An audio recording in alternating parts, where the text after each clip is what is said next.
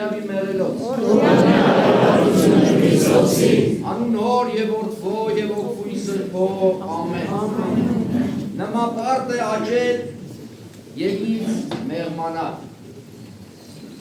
նրան կամ նա այսինքն Քրիստոս պետք է աճի առաջ գա ավելի լսելի դառնա կենտրոնում հայտնվի իսկ ինձ կամ ես պետք է նվազեմ փոքրանամ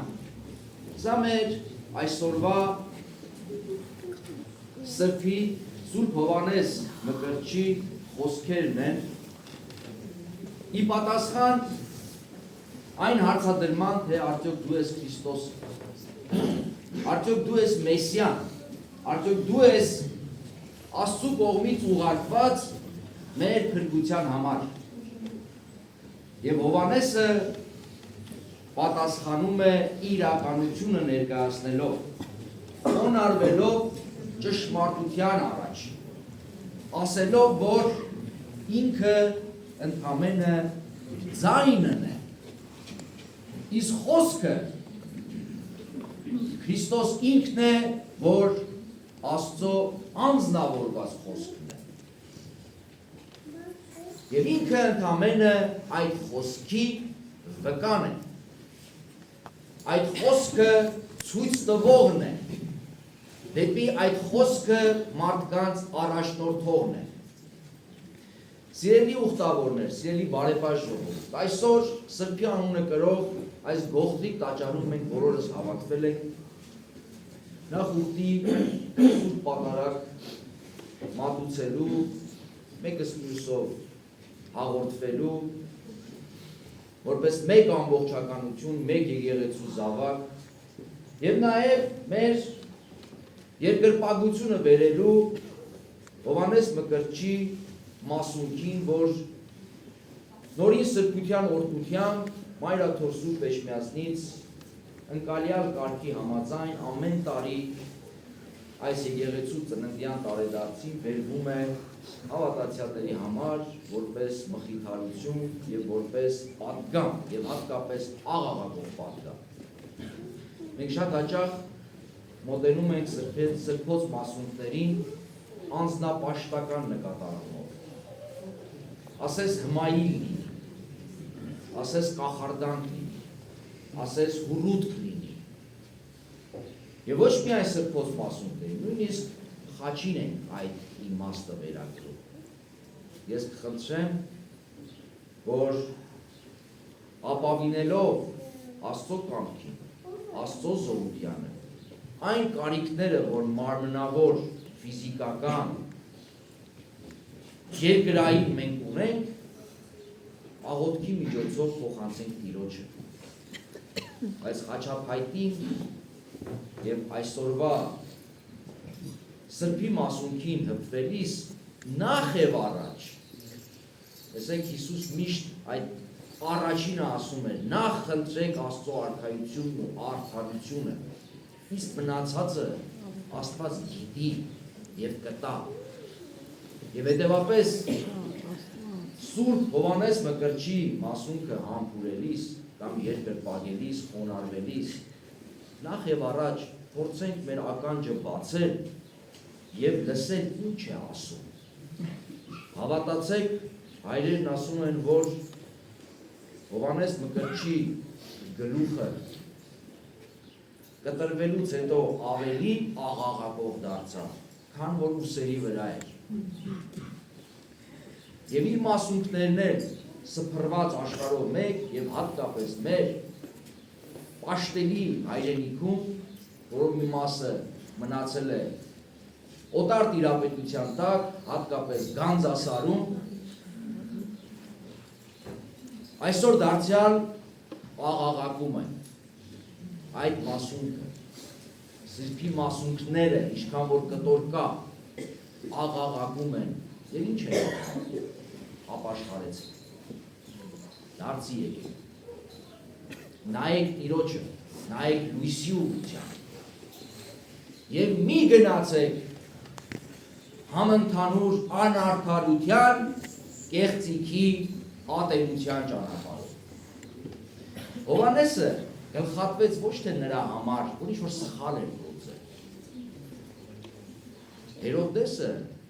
գլխատման հրաման տվողը, թեկուզ ուրիշ նպատակով կամ ուրիշ դրդումով, ուրիշների դրդումով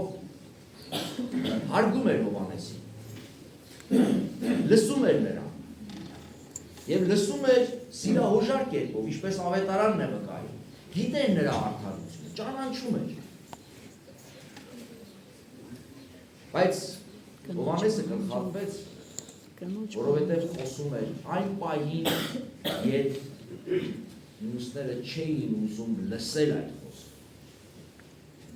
Եթե Հովանեսին մենք վերագրելու լինենք բնութագրումներ, մենք բազմաթիվ բնութագրումներ կարող ենք տալ։ Սկսած ուժեղ, ընդգծված հավատացյալ լինելուց, Աստծուն հավատում էր, վստահում էր, ապավինում էր, արդարության մարտիկ լինելուց, որովհետև բոլոր այն հարցադրումները, որ գալիս անում էին իրեն, հարցադրման պատասխանների առանցքում դրված էր արդարության գաղափար, ճշմարտության մարտիկ էր։ Եթե այս բոլոր բնութագրումներից ուզենանք առանձնացնել մեկը, ապա Հովանեսը ճշմարտության մարգարե էր։ Եվ պատահական չէ, որ ավանդությունն ասում է գլուխը վերցնելուց հետո պատվիրատուկինը ասեղներով ծակծվում է նրա լեզուն։ Ինչու, որովհետև Հովանես Մկրտչի խոսքը հատու էր, սուր էր, ճշմարիտ էր, բայց անհանգստացնող։ Ընդհանրապես սուրբերի կյանքը հեշտ չէ նույն սուրբերի համար, բայց հեշտ չէ նաև այն հասարակության համար, որտեղ նման մարդիկ ապրում են։ Ինչու, որովհետև նրանք քայլող կշտամբան են։ Իրենց սրբակենցաղ կյանքով և որոշները նաև իրենց խոսքով։ Հետևապես հասարակությունները, որպես կանոն, կամ նման մարդկանց մղում են լռության մեջ, կամ մղում են անտեսանելի մի վայր, որ չերևան, կամ ֆիզիկապես վերացնում են։ Եվ ընդհանրական եկեղեցու, քրիստոնեական եկեղեցու բոլոր դարաշրջաններում էլ հիմնականում սրբակենցաղ մարդիկ ունեցել է նման ընթացք և նման ճակատագիր, որոնցից կարկառունը նախակարապետը նաև այս առումով ինչու չէ Սուրբ Հովանես Մկրտիչն է։ Հովանես Մկրտիչը չի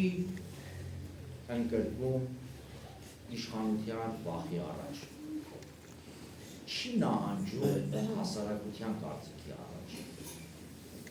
և չի մեղմացնում իր խոսքը։ Բայց Հովանես Մկրտիչը հպարտ անձնավորություն չէ։ Հովանես Մկրտիչը իր կյանքով վկայում է իր խոնարհության մասին։ Երբ ներկայացնում է իր և Հիսուսի հարաբերությունները, ասում է, ես նույնիսկ արժանի չեմ նրա կոշիկներն արձակելու, նույնիսկ արժանի չեմ նրա ստրուկը լինելու։ Եվ ոչ միայն այսքանը, այլ նաև, ինչպես բնաբանի խոսքն է մեզ ասում է, որ ես պիտի նվազեմ, հիմա ես հայտնի դեմք եմ։ Բոլորը գալիս են ինձ մոտ, սկսած մայրաքաղաք Երուսաղեմից մինչև Իսրայելի հեռավոր անկյուններից գալիս են ինձ մոտ, ես հայտնի դեմք եմ, բայց ես հիմա պետք է կամաց ասպարեզից դուրս գամ, որպեսզի Քրիստոս մտնի, Հիսուս մտնի, Ձայնը պետք է դուրս գա, որ խոսքը մտնի։ Ստվերը պետք է դուրս գա, որ լույսը մտնի։ Վկան պետք է դուրս գա, որ մտնի նա ում մասին որ վկայում է Հովհաննեսը։ Եվ սա հայրում խոնարհության վկայություն է։ Հովհաննես Մկրտիչը հավատարիմ է, եւ այդ հավատարմությունը գալիս է նաեւ այս խոնարհությունից եւ Աստծո նկատմամբ ունեցած մեծ հավատքից։ Չկա հավատք, չկա խոնարհություն։ Եվ խոնարհությունը ցուցիչ է հավատքի։ Չկա հավատ, չկա հավատարմություն, եւ հավատարմությունը ցուցիչն է հավատքի։ Եթե կուզեք, Հովհաննես Մկրտիչը հավատարմության նահատակն է։ Հավատարիմ է Աստծուն որպես արարչի Տիրոջ։ Հավատարիմ է իր առաքելությանը։ Հավատարիմ է մարդկանց նկատմամբ ունեցած իր պարտականություններին։ Հիմա կասեք այս ուժը որտեղից Հովհաննես Մկրտչի, որ կարողացավ ոչ միայն այսպես սուր խոսել, շատ բարդ է որևիցե գործի համար, առավել ևս մարգարեական շնորհով օժտված, առավել ևս կոչումով, հիշում եք Հովնան մարգարեին, որ Աստված ասաց գնա Նինվե եւ զգուշացրու, որ կործանվելու եք։ Ինչ արեց Հովնան մարգարեն։ Փորձեց փախչել, ճիշտ հակառակ ուղղությամբ գնա։ Այսինքն հեշտ չէ, այդ թվում նաեւ այն մարդկանց համար, որոնք Աստծո կողմից իսկապես կոչված են եւ շնորհներով սպառազինված, որովհետեւ գին կա վճարելու։ Եվ այդ մասին Հովհաննես Մկրտիչը գիտե, բայց այդ ուժը ինչպես է կուտակելի մեջ։ Աստծո հետ ուղի հարաբերության, մաքուր հարաբերության, արդար հարաբերության, որը ապահովում է նրան աղոթքը։ Չմոռանանք, որ Հովհաննեսը աղոթքի ծնող է։ Նախ պարգև է իր կյանքը, պարգև է ի պատասխան նրա ծնողների երկարատև աղոթքի։ Հովհաննես Մկրտչի ծնունդը անիրականանալի իրապաշտությունից է գալիս։ Ծնողները ծեր էին, մայրն էր ամուր։ Այսինքն կարելի ասել հնարավոր չէր այդպիսի ծնունդ բնությամբ։ Բայց տրվեց նրան այդ ընտանիքի շնորհ եւ պարգև, որովհետեւ Աստծո համար անհնարին ոչինչ չկա։ Հովհաննես Մկրտչի ծննդյան ավետիսը տրվեց արդեն իսկ աղոթքի վայրում, Երուսաղեմի տաճարում։ Եվ այն պահին, երբ նրա հայրը քահանա Զաքարիան պատիվ ուներ խնկարկելու տաճարի այն հատվածում, որ իրենք են կարողանում մտնել։ Հովհաննես Մկրտչի ծննդյան ավետիս ուղեկցվեց նաև, ծնունդը ուղեկցվեց նաև աղոթքով, երբ իր հայրը, երբ պապանձումը վերացավ, իր հավատարմության արդյունքում հնչեցրեց օրհնությունը, օրհնյալ ես Տեր Աստված Իսրայելի, որ մեր ժամերությունների մեջ մենք աղոթում։ Եվ ի վերջո Հովհաննեսը ապրեց անապատում, որտեղ ոչ ոք չկար։ Անապատը ոչ միայն փորձության վայր է, այլ այն վայրն է, որտեղ մարդը զգում է իր աղքատությունը, զգում է, որ ինքը նյութական հենարան չունի, եւ իր միակ հենարանը Աստված ինքն է։ Եվ ի վերջո Ղուկասի ավետարանից մենք գիտենք, որ երբ աշակերտները մոտենում են Հիսուսին եւ ասում են մեզ աղոթել սովորեցրու, ինչպես Հովհաննեսն իր աշակերտներին աղոթել սովորեցրել։ Տեսնում ենք, որ Հովհաննեսը ոչ միայն աղոթող էր, այլ նաև աղոթք սովորեցնող էր։ Հետևաբար Աստծո հետ մշտական կապի մեջ էր իր աղոթքի շնորհիվ։ Այս Հովհաննես Մկրտչի հասարակական հրապարակային գործունեությունը ոչ միայն աղոթք էր, այլ նաև այդ աղոթքը վերածվում է ճշմարտության ազդարարության։ Ինչ էր ասում։ ապաշխարեցեք, դարձի եկեք, սրտով և մտքով արմատական փոփոխություն ունեցեք, մաքրեք ձեր հոգին, միտքը և սիրտը, որպեսզի տրամադիր վիճակ ունենաք, պայման ունենաք Մեսիայի գրչի Քրիստոսի սրբությունը ընդունելով։ Եվ այս պատգամը Հովհաննես Մկրտչի գլխատվից հետո է շարունակում է մնալ իրական, վավերական, նաև այսօր մեր կյանքում։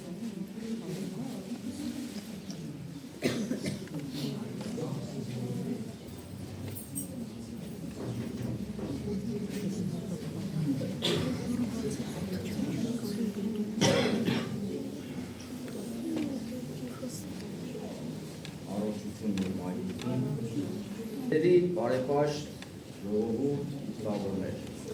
ուրեմն Հովհաննես Մկրտիչը մեր այսօրվա անլռելի զանգակակիրը վկայում է, խոսում է և մեզ մղում է, առաջնորդում է, ազդարարում է գնալ ճշմարտության, արդարության և սիրո ճանապարհով։ Մեզ ցույց է տալիս իր կյանքով, որ անկախ ամեն ինչից պետք է լինել արդար։ Երբ մոտենում են նրան ասելու ինչ անեն, լսում են, որ ասում է ապաշխարեք,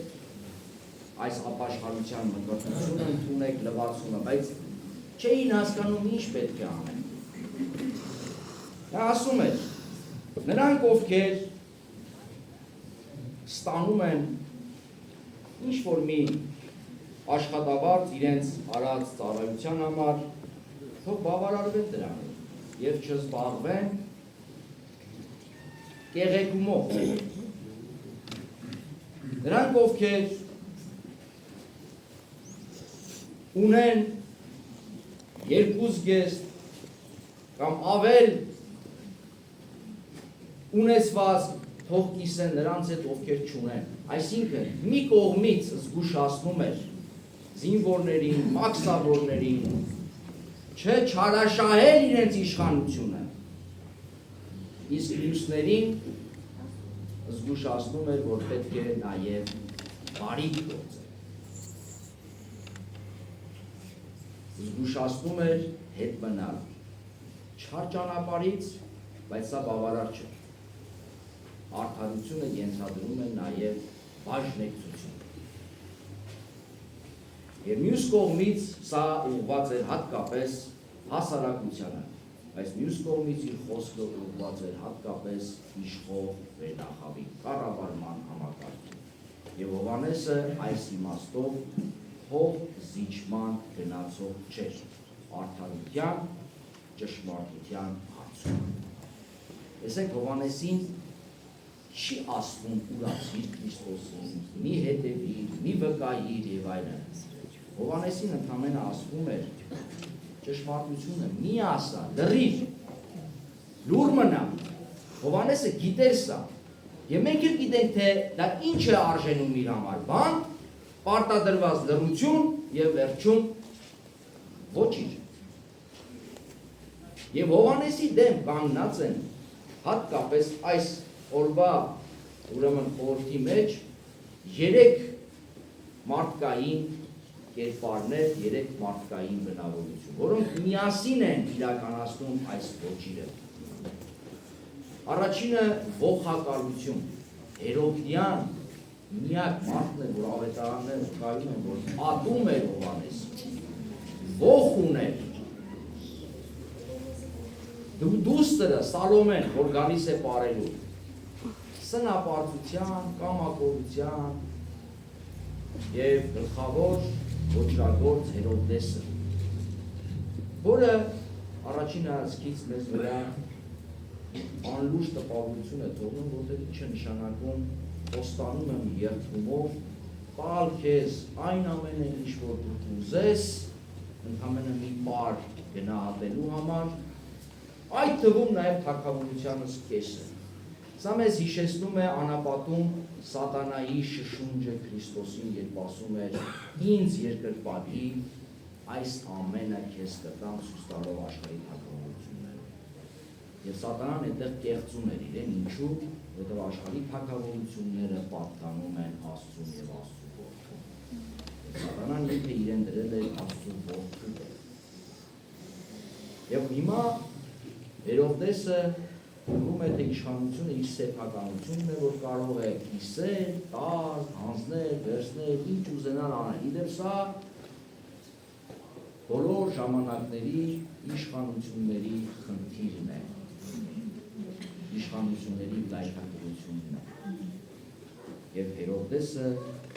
գլխարկում է այս մի քանի մարդկային